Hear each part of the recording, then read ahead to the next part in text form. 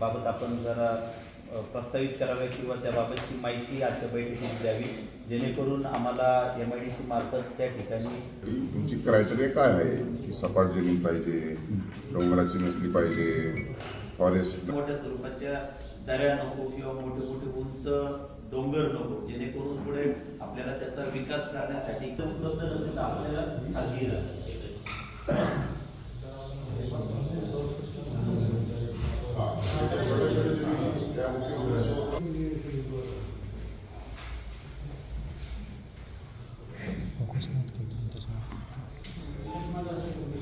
आज तहसील कार्यालय कर्जत येथे नवीन MIDCची जागा भूसंपादित करण्यासाठी बैठक बोलवली होती।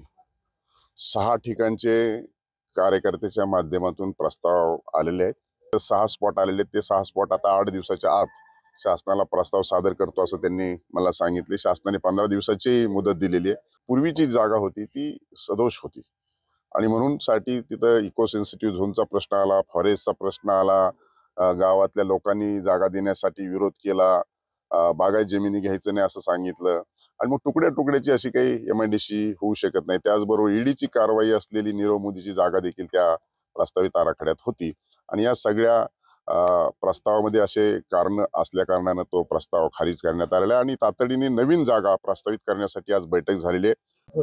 अजितदादा जे बोलले ती या संदर्भामध्ये मी बारकाईने लक्ष ठेवून आहे आणि निश्चित स्वरूपामध्ये त्यांनी असं सांगितलं की राम शिंदे सांगतील तेच होईल।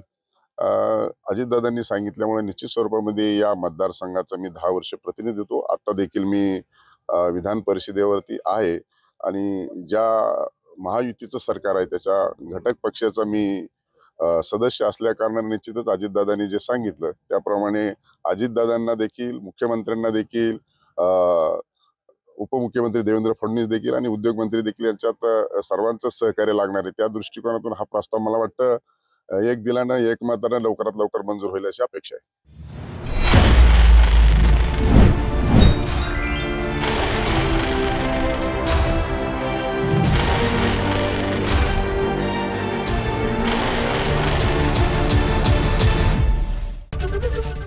ABP माझा, उघडा डोळे बघा नीट।